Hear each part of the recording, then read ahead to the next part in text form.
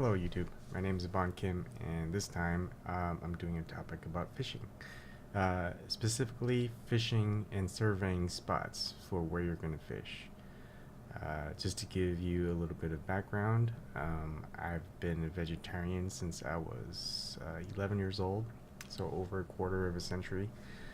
Until recently, maybe about 2 years ago, maybe three, because it was since my daughter was born. Um, Here you can see, I kind of wanted to have, you know, pretty kind of teach her how to fish. Um, I want so I'll eat meat, but the only catch is I need to catch it, fish for it myself, or hunt for it. So far, I've been mostly fishing. So there are fish that I eat. So far, it's been trout, rainbow brook trout. I haven't caught any brown trout. I'm not going to eat any brown trout. I've caught yellow perch. I've eaten yellow perch. I've caught a couple of sunfish, mostly bluegill, and I eat bluegill. I've kind of want to expand my fishing to flounder and a couple other types of fish like American shad, and catching blue crabs, maybe even some lobster. The reason for it is I don't like the way commercialized fishing goes. I don't like how the uh, food industry goes as far as mass domesticated animal eating. It's just my way of life. I want to pass that on to my daughter and my second kid that's coming soon. And I was never really taught a lot of things about just basic survival. My father took me fishing a few times. My uncle took me fishing a couple times, and that's about it. And that's when I was young. I didn't really get into it, but now I am. My justification, kinda, is well, fish eat other fish, so maybe I'll. It's not too bad, but it's also a matter of survival. If that's been a big part of kind of my thing is getting back to basics, and within the basics is, you know, a lot of things that I think are forgotten and not passed along anymore because it's not needed. We're so enmeshed into this global system of getting everything you need at a grocery store. I don't want my kids to just look at meat and wonder where it comes from when they're like 15 or 16, and then they go through this whole thing. I kind of want them to learn early. Anyways, that's that. I want to focus on fishing, primarily at Walden Pond, and kind of the tools that I use to survey certain areas. I fished at Walden Pond for, I guess, 3 years. It's kind of my fishing hole. It's in Concord, Massachusetts. Now, let's start with how I survey it. So, shout out first to richtroxler. I came by his videos, and a lot of it is about using Bing search, because the difference between Bing search as opposed to Google search, I use Google search most of the time because of their satellite views. Of course, and you can see one of the satellite views of Walden Pond, and I kind of created a lot of little markers that I use to kind of help where I want to fish certain spots, different seasons.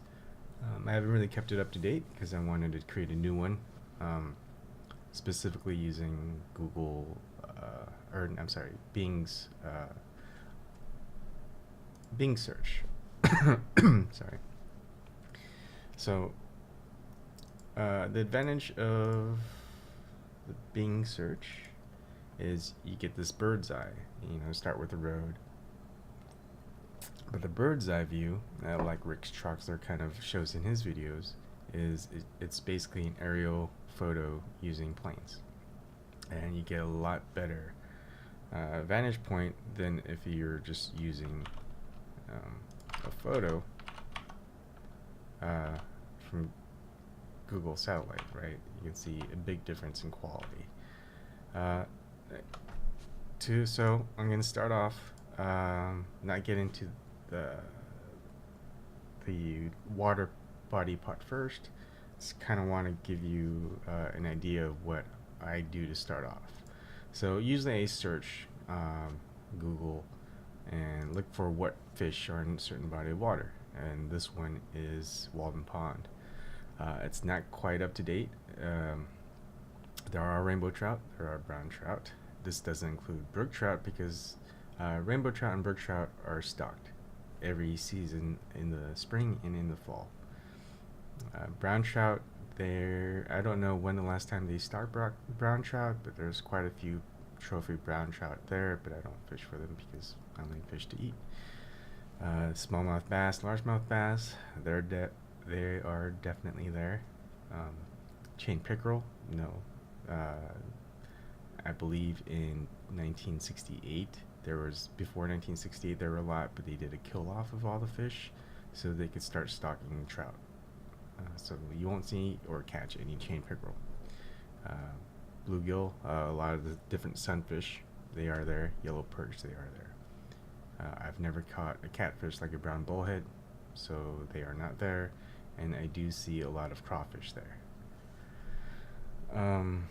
So other things that show up but not often is I go to On the Water. That's a website that kind of goes over kind of the northeast side for anything that has to do with fishing, and they do reports for the state.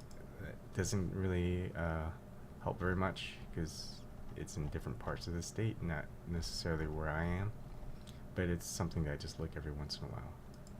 Another thing I like to do is look at historic reports and a lot of PDF documents. A lot of it's outdated, and you can see, let me get back here. This was last updated in April 1993, and a lot's changed because it's 24 years later. But what's useful is you can see the water depth level, right? I can go over a lot more historical stuff about Walden Pond later, but this map right here, this depth map, is always important when you're going out fishing, especially for freshwater fish, because whatever you're fishing for, it kind of tells you where they're going to be. One of the things that you need to realize and understand when you're fishing is thermoclines, and that's kind of important, especially for freshwater water bodies, especially lakes and ponds. So give this a read, that way you kind of understand it, and it applies to certain fish, especially rainbow trout, which I typically fish for because they're stocked at this pond.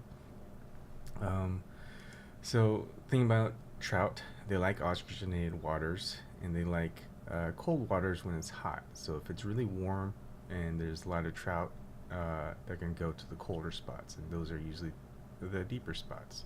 And in my experience, these deeper waters areas here, right here, that's where the bigger fish will hang out, especially the brown trout.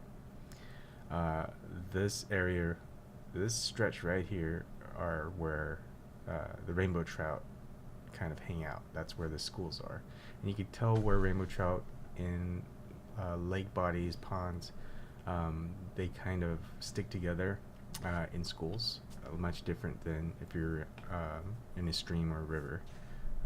And you can cast out here up to 40 feet, right here 30 to 40 feet, and they typically hang out there in Walden Pond.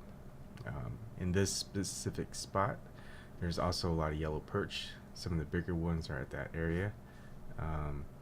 And if you go over towards here near the shore, and over here near the sandbar, the beach areas over here, sorry, you can catch a lot more of the sunfish and also the um, bass that like to eat them.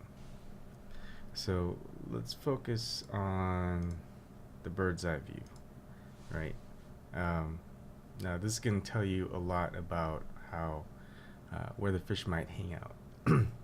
We know the deep spots over here up to 100 feet, and you've got certain areas like right here that go down as far as 40 feet and 50 feet. And here are really shallow areas. This is where the beaches are, sand beaches, where a lot of people hang out during the summer, and they like to just kind of sunbathe and play, and they're just held off areas for during the summer. So this sandbar is great for a lot of really small fish, minnows. You'll see them swarming in schools, and you'll occasionally catch a couple roaming bigger trout that's looking for them. And on occasion, you might see a brown trout. I don't normally fish there, but I have caught a couple in that area. When it's first stocked, this is the boat ramp right here, and a lot of the younger brook trout and rainbow trout like to hang out at this spot right after they're stocked.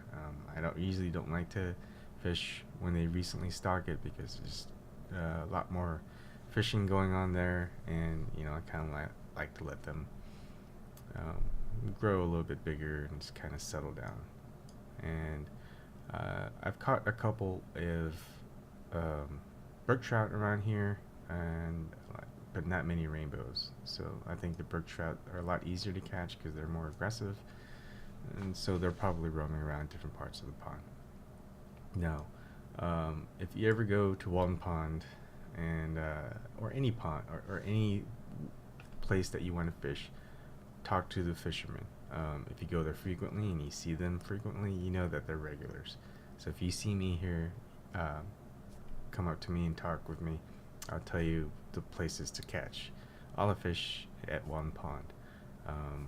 If you want just rainbow trout, this spot is perfect. If you want some yellow perch, you're going to catch some here, and you can catch some rainbow trout. If you're looking for largemouth bass, there's little rocks in the water, just piles of rocks over near the sandbar. They like to hang out there, just wait for the smaller fish to come out so they could eat them. And over here, see this little trench kind of area. It's kind of like a little bit of a drop off. They also like to hang out there. And you'll see during the warmer months a lot of the sunfish just kind of swimming around. They like all the swimmers stirring up the dirt or the sand. So you'll catch a lot here before people come to hang out on the beach. And you'll actually see some over here, and it can get annoying because you're retrieving your line, your bait, and if you have a worm on there or something they like, they're going to go for it. So that's kind of how I analyze freshwater fishing, and I hope that helps. And as of course you can see, it's important to note, again, a review, bigger fish like the deeper parts of the water, because as the fish gets bigger, they're going to stop hanging around the shore except to kind of roam around and eat. And then they'll just kind of hang out in an area that has, water temperatures they prefer because of thermocline, and more oxygenated waters. So that's kind of a tip. Basically, you can have a good guess of good places to fish by researching, but experience trumps research. That's so weird to say. President Trump's president. Okay. Anyways, that's it. I hope this helps, and I'll get to actual fishing videos in the future. Bye.